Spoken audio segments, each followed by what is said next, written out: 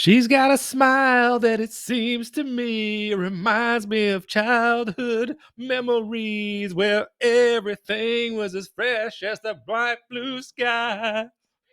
Yes, indeed.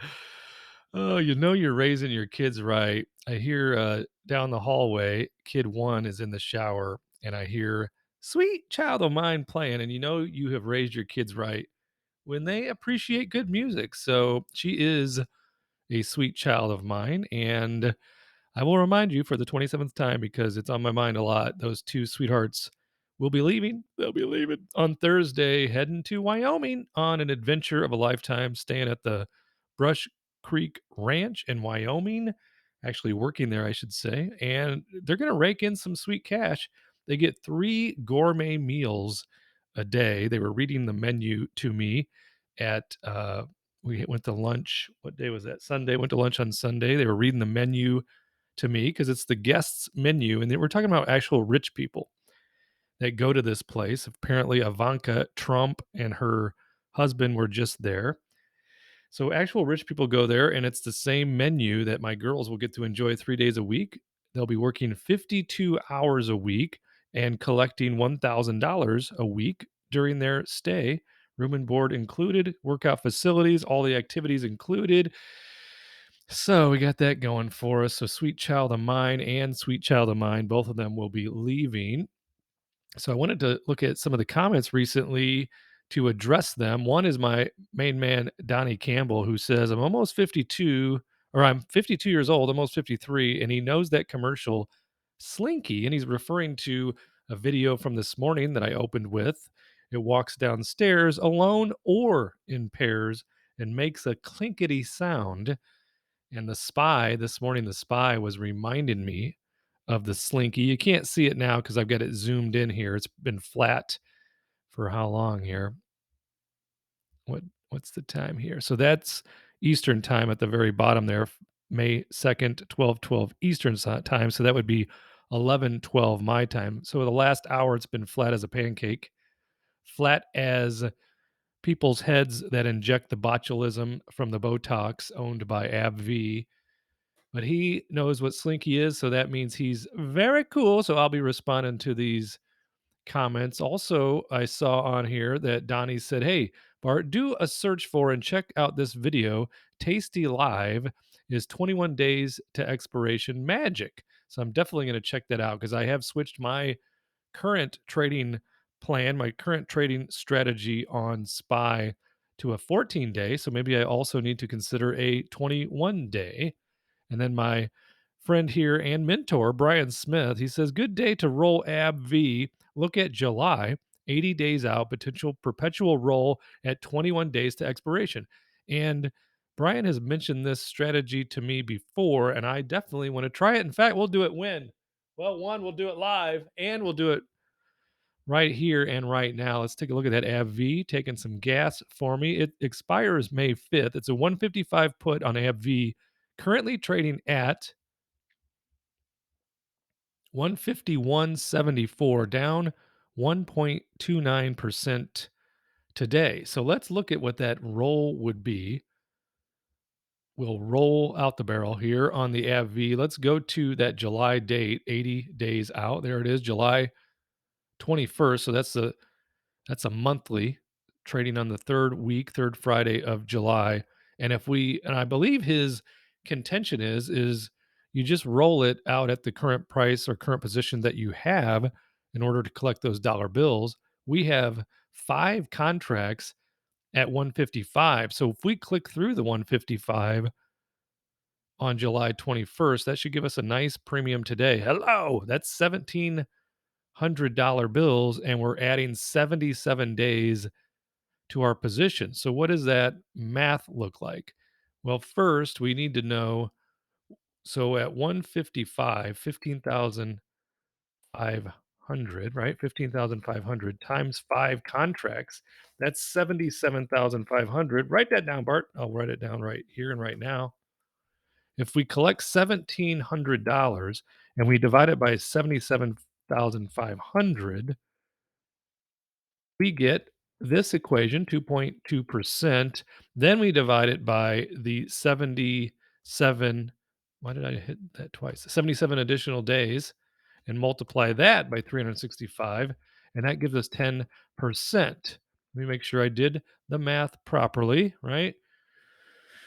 155, basically, we can do the math like this times 500, 77,500. Correct, Mundo, 1,700 divided by 77,500 equals 2.1% divided by the 77 days multiplied by the 365.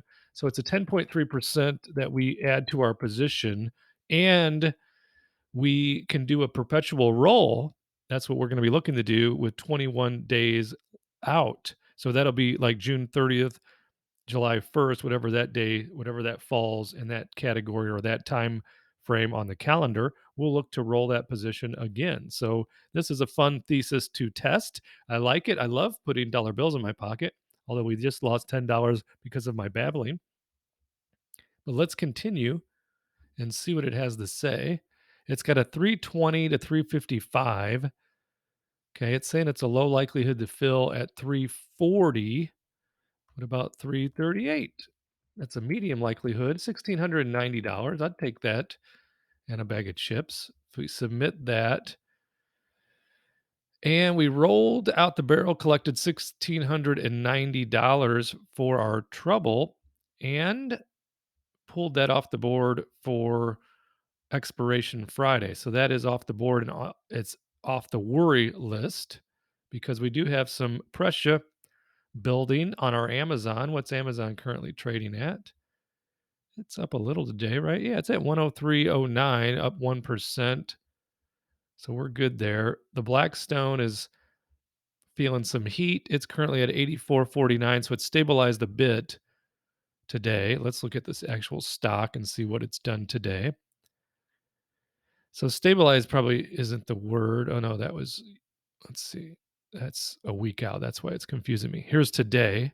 So it went downtown to Chinatown all the way down to 83.42, has come back up, and now it's been stable for about 45 minutes. So we've got that currently under pressure. But again, tomorrow could be a day where the Fed uses words that makes us feel real warm and fuzzy inside, and the market goes up. And then it's maybe flat Thursday and Friday, and we'd be good. The Johnson and the Johnson position down here, I'd be willing to close that right now just for fun and kicks. Cost me approximately $20 bills, would you say? Or might I have to go to full boat? Probably go to the full boat, two contracts, $22. We put this on, we collected $102 on April 26th. So we'd still be at a nice profit, and it would just pull that risk off the table. As I had mentioned, I watched a YouTube video and the guy was wearing a shirt that said, "You don't go broke collecting profit." Something of that nature. I think it sounded better on his shirt. I'll have to look it up again. So it released the collateral of $1,000. And then what is the actual math on this? So that's four carried to two. That's 6 days, basically five. We'll go with six, though, as far as the number of days that we were in this trade. We got to 102, right? 102 minus 22. So that's $80 net profit. And we had a collateral of $1,000. So that's 8%. We divide that by 6 days we were in the trade, multiply that by the 365, and we're at 486% annualized on the Fantasyland math. Didn't I just click done? I thought I did. Let's go back to the main board. So we got a couple of those off the board. EOG's taking it on the chin, so we'll just let that ride into the sunset at this point. Johnson and Johnson call still hanging in there, so we'll keep an eye on that. Possibly roll it. Same with Coca-Cola. MetLife credit spread is under some heat. It is currently trading at 58.72, so it doesn't worry me yet on the MetLife. In fact, it might be a time to look at taking a an additional put credit spread position with it being down 58 to 58.72, almost 5% today. Is there news we should know about that has contributed to that?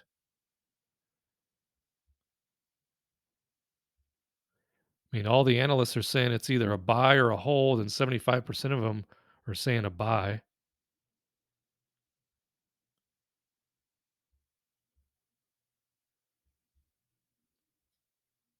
So we'll look at that. I'll do a little more research off camera to see if we should put another credit spread on for next Friday on the MetLife. They seem to have a good company. We like Snoopy. He's one of our favorite cartoon characters of all time. The medical properties trust is back at 100%, but I still wouldn't be able to close that today without paying a dollar a contract. This Valero credit spread is under intense pressure as Valero is under 110 right now, currently trading at 109.78. So we got our fingers crossed on Valero. I'll do nothing at this moment on this position, but I would consider the old Brian roll, which is to sell this. I don't know if I'd get a whole bunch for $100 put unless it continues to have pressure. So right now we're back in business because it's at 110.06. Valero is trading. It's really depanced me over the past couple of weeks. So we'll keep an eye on that position. Hopefully it will just expire at full profit, which would be what? $150, but we'll be possibly biting our nails at the end of the week and have to make some management decisions.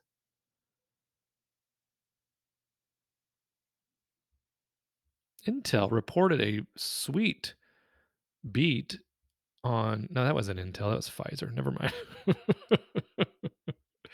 At least get it right. Intel is currently at $30, so we're under pressure on our 29 call.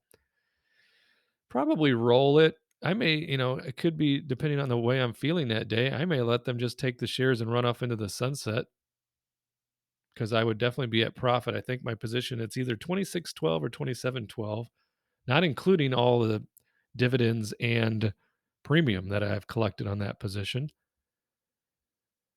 Okay, so there we have it. Thank you so much, Donnie, for being a supporter of this sweetheart of a channel. Brian, thanks for being a friend. Thanks for being a friend, my buddy. My buddy. I know both of you know that song as well. So, and as an elder statesman, I'm still younger than both of you. So I got that going for me. All right, what's my computer doing here? Acting funny. So we'll end this video for now, and then I'll come back. I got some more things I want to try to accomplish. We'll do that in the next video.